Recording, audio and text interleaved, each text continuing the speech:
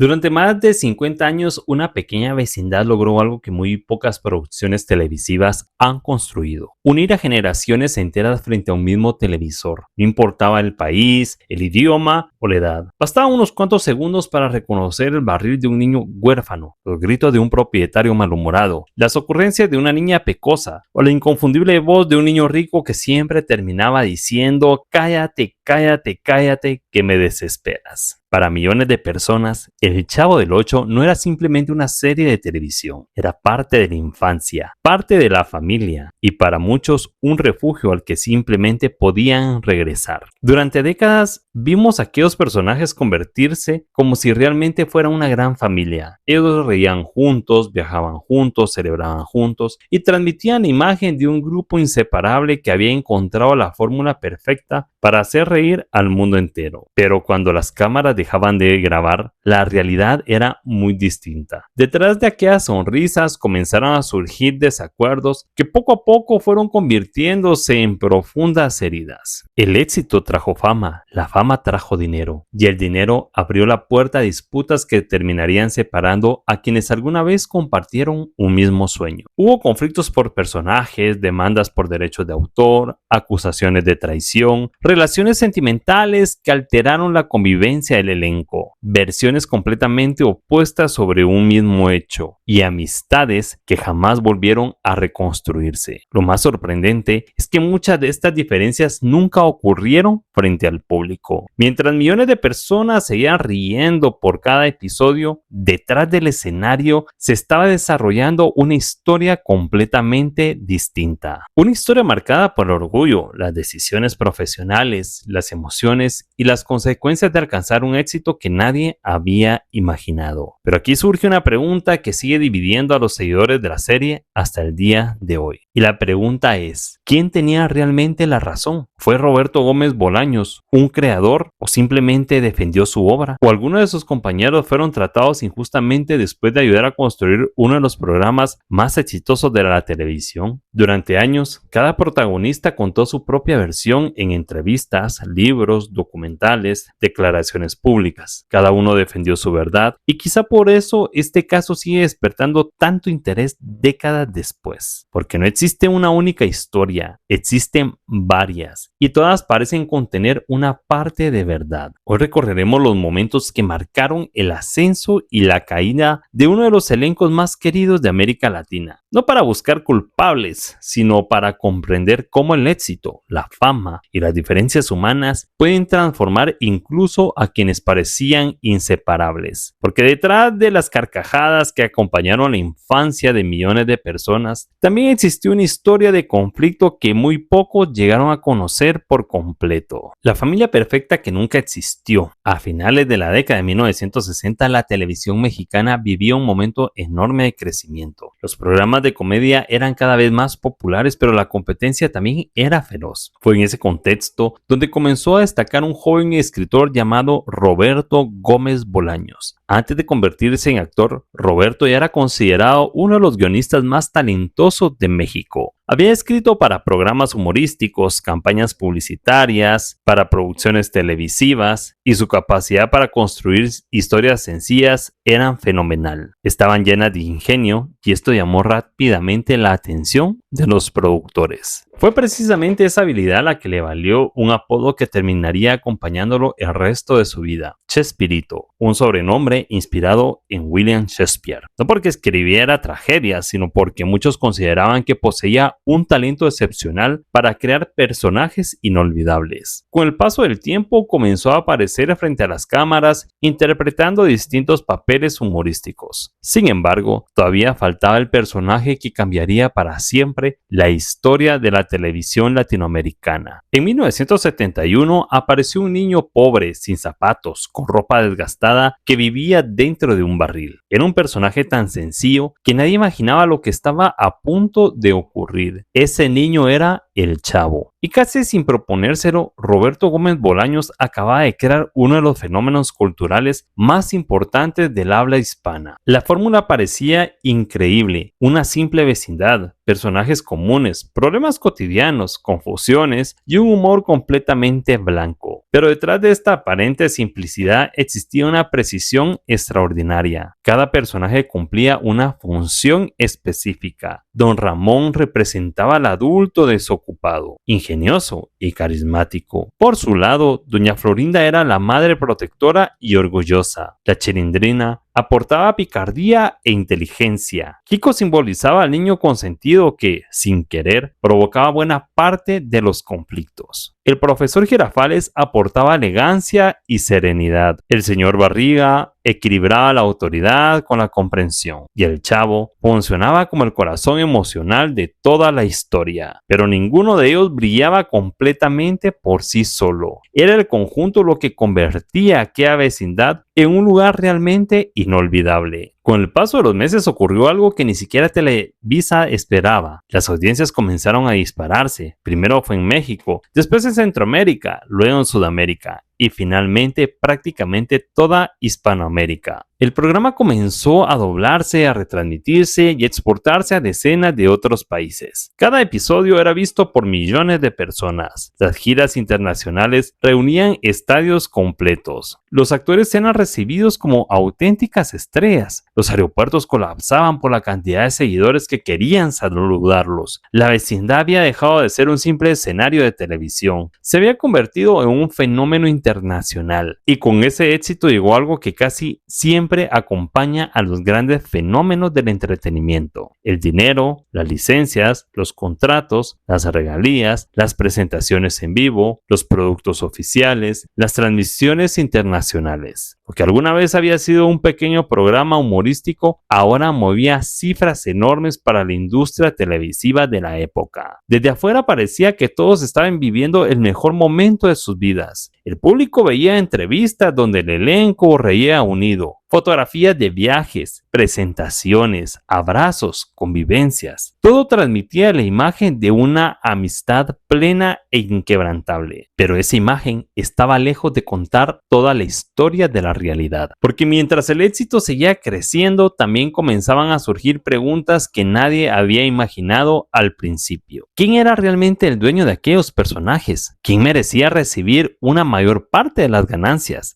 ¿Hasta dónde llegaba el trabajo de un actor y dónde comenzaban los derechos del creador? Preguntas que parecían insignificantes al inicio, pero con el paso de los años terminarían dividiendo a quienes habían construido juntos la vecindad más famosa del mundo. Y sería precisamente uno de los personajes más queridos por el público quien protagonizaría el primer gran conflicto que cambiaría para siempre la historia de Chespirito. Si hubo un personaje que logró competir en popularidad con el Chavo, ese fue sin duda Kiko. Su traje de marinero, sus mejillas infladas y aquella risa tan característica lo convirtieron rápidamente en uno de los personajes favoritos del público. Para muchos niños incluso era el personaje más divertido de toda la vecindad. Y esa enorme popularidad no pasó desapercibida. Mientras el programa seguía creciendo, Carlos Villagrán comenzó a recibir ofertas para participar en otros proyectos. Productores de distintos países veían en Kiko un personaje capaz de triunfar inclusive fuera del universo de Chespirito. Fue entonces cuando apareció el primer gran problema. ¿Quién era realmente el dueño de Kiko? Para Roberto Gómez Bolaños, la respuesta era sencilla. Él había escrito el personaje, diseñado su personalidad y creado las historias donde aparecía. Desde su perspectiva, Kiko era una creación intelectual que le pertenecía, pero para Carlos Villagrán tenía una visión diferente. Él sostenía que había aportado mucho más que una simple interpretación. Él afirmaba que los gestos, la voz, la manera de llorar, la forma de inflar los cachetes y gran parte del carisma que hizo famoso al personaje nacieron de su propio trabajo como actor. En otras palabras, Roberto había creado a Kiko sobre el papel, pero Carlos aseguraba haberle dado vida.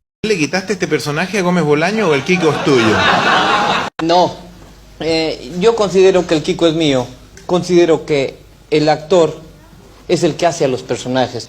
Ahí me decían, tienes que hacer la siguiente semana un gángster. Y yo como actor lo tendría que saber hacer, si no, no sería actor. Entonces me ponía una cicatriz aquí y un sombrero y hablaba así, te vas a morir, chapulín. Y lo tenía que hacer. La siguiente semana me decían, vas a ser un policía, y hacía un policía. Yeah. Y la siguiente semana me decían, vas a ser un niño. Me busqué mi ropa, me busqué una gorrita. Yo tengo entradas muy pronunciadas, Sí. y para hacer el niño me busqué una gorra para no dar tanto adulto.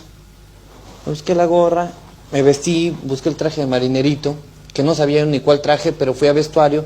Le dije a un muchacho que se llamaba Guillermo, encargado de vestuario, le dije, voy a hacer el papel de un niño, campeón, ayúdame a buscar vestuario. Y buscamos varios, le digo, no, este de marinerito. Me lo puse, vamos a buscar una gorrita, unas cajas donde había gorros de militares, había sombreros de charro, en fin, y gorrita. Agarré la gorrita, me la puse, saqué pelo mío para hacerlo distinto, y fui al estudio. Ya que estoy chaparro, le digo a Chespirito, le digo, ¿Quieres que hable así, como niño? o que te hable así. Entonces me dijo, no, pues con los cachetes inflados. Yeah. Y era un sketch de 10 minutos dentro del programa de 1 hora. Gustó tanto que la siguiente semana se repitió el sketch con otro libreto. Y gustó tanto que de palabras superiores se tuvo que hacer el programa aparte. Y el programa pegó demasiado. El programa empezó a finales de 72, principios de 73.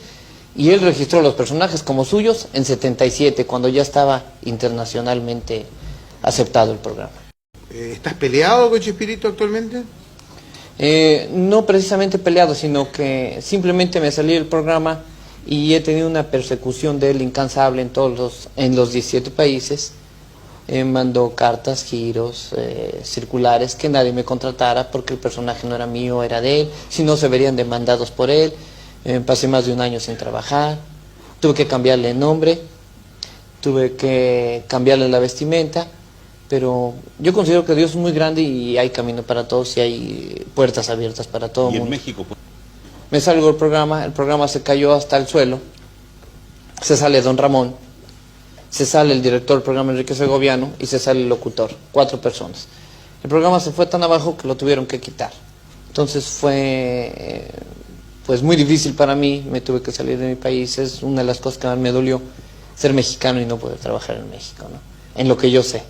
Las diferencias crecieron hasta hacerse irreconocibles. Finalmente, en 1978, Carlos Villagrán abandonó el programa. Lo que parecía una simple decisión profesional terminó convirtiéndose en una disputa que se prolongaría durante años y que marcaría para siempre la relación entre ambos. Con el tiempo, Villagrán consiguió interpretar una versión modificada de su personaje en otros proyectos, aunque con ciertas limitaciones legales. Mientras tanto, Roberto Gómez Bolaños continuó defendiendo públicamente que los derechos del personaje le pertenecían como autor de la obra. Ninguno cambió su postura y ninguno terminó convencido por completo de todos los seguidores. Hasta el día de hoy, hay quienes consideran que Roberto simplemente protegía una creación que le pertenecía. Otros creen que Carlos nunca recibió el reconocimiento que merecía por convertir a Kiko en un personaje inolvidable. La realidad es que ese conflicto fue mucho más que una discusión entre dos compañeros de trabajo. Fue la primera grieta importante dentro del elenco que desde fuera parecía indestructible. Y lo que vino después demostraría que la salida de Carlos Villagrán no solucionó los problemas. En realidad, apenas acababa de comenzar la verdadera fractura de la vecindad. El ego, la fama o simplemente varias versiones distintas fue lo que creó caos y confusión. La salida de Carlos Villagrán no solo significó la pérdida de uno de los personajes más queridos del programa, también dio inicio a una guerra de declaraciones que se prolongaría durante décadas. Con el paso de los años, tanto Roberto como Carlos fueron entrevistados en innumerables ocasiones, y aunque ambos hablaban del mismo conflicto, sus versiones parecían contar historias completamente distintas. Para Roberto, el problema nunca fue personal. En diversas entrevistas sostuvo que Carlos había permitido que el éxito de Kiko se le subiera a la cabeza. Según su versión, el actor creyó que podía triunfar por su cuenta utilizando un personaje que él, como escritor, había creado. Incluso llegó a decir que lamentaba profundamente la ruptura, pero que no podía renunciar a defender que una obra que consideraba fruto de su trabajo, Carlos Villagrán lo había había robado. Por el contrario, Villagrán veía las cosas de otra manera. En varias ocasiones aseguró que nunca buscó perjudicar a Roberto. Lo que quería, decía, era tener la libertad de seguir interpretando al personaje que le había ayudado a convertirse en un fenómeno mundial. También afirmó que con el paso del tiempo percibió celos por parte de Chespirito debido a la enorme popularidad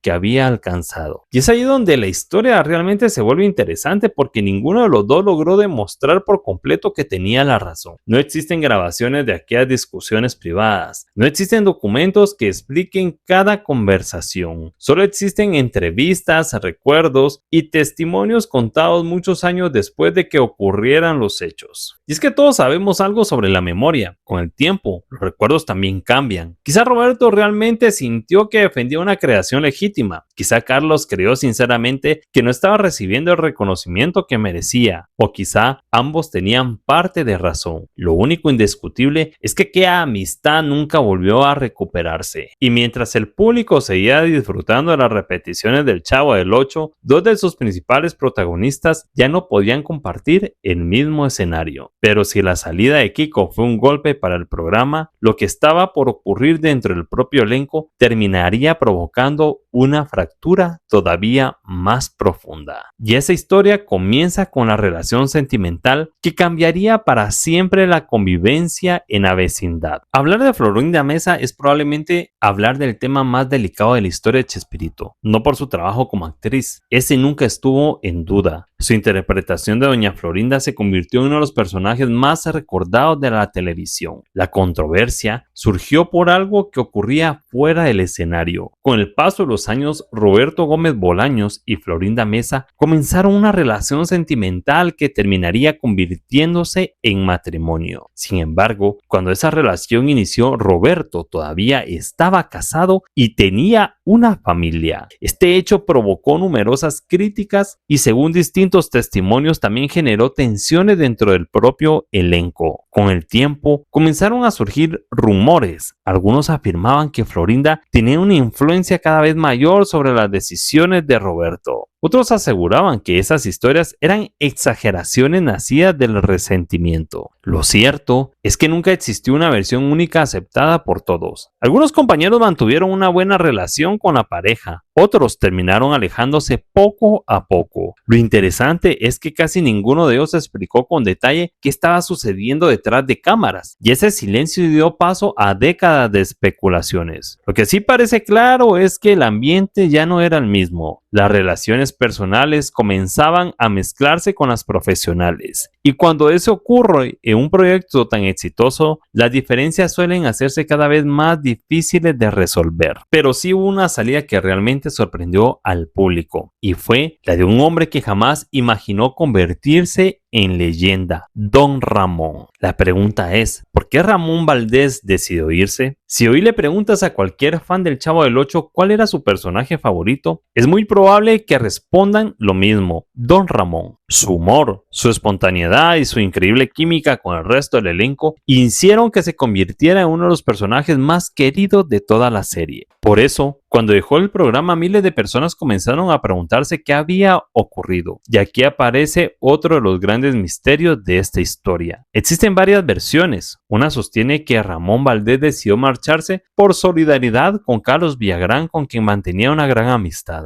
Otros afirman que simplemente quería buscar nuevos proyectos profesionales. También hay quienes creen que el ambiente dentro del elenco ya se había deteriorado demasiado y que prefirió alejarse antes de verse envuelto en más conflictos. La realidad es que nunca ofreció una explicación definitiva. Quizá esa fue una de las razones por las que su figura terminó siendo tan respetada. Nunca alimentó públicamente las polémicas, nunca dedicó años a responder entrevistas acusando a sus antiguos compañeros. Simplemente siguió adelante con su carrera. Sin embargo, su ausencia dejó un vacío imposible de llenar. Muchos seguidores consideran que después de la salida de Don Ramón, el Chavo perdió parte de la magia que lo había convertido en un fenómeno mundial. Y aunque el programa continuó, la vecindad ya nunca volvió a sentirse igual. Pero los conflictos aún no habían terminado, porque la siguiente batalla ya no se libraría con entrevistas, sino en los tribunales de justicia. Si el conflicto entre Roberto Gómez Bolaños y Carlos Villagrán dividió a los seguidores del programa, la disputa con María Antonieta de las Nieves llevó el problema a otro nivel. Esta vez ya no se trataba únicamente de diferencias personales. Ahora habían abogados, documentos y tribunales de por medio. Después de que el programa terminara su etapa más exitosa, María Antonieta quería seguir interpretando a la Chilindrina en espectáculos y proyectos propios. Sin embargo, surgió la misma pregunta que años antes había provocado la salida de Kiko. ¿A quién pertenece realmente el personaje? Para Roberto Gómez Bolaños, la respuesta seguía siendo la misma. Él era el autor de las historias y el creador de los personajes. Pero para María Antonieta sostenía que su interpretación había convertido a la Chilindrina en un personaje con identidad propia y defendió legalmente su derecho a seguir representándola. El proceso fue realmente largo. Hubieron años de disputas legales y finalmente María Antonieta obtuvo el reconocimiento para explotar comercialmente el personaje en determinadas circunstancias, lo que le permitió seguir presentándose como la Chilindrina. La resolución no solo tuvo consecuencias legales, sino que también marcó el final de una amistad de muchos años. Dos personajes que habían compartido escenario durante décadas terminaron enfrentándose por un personaje que ambos consideraban parte de su vida, y aquello dejaba una pregunta cada vez más difícil de ignorar. Si dos de los actores más importantes ya se habían distanciado, ¿qué estaba ocurriendo realmente con el enorme éxito económico del Chavo del Ocho?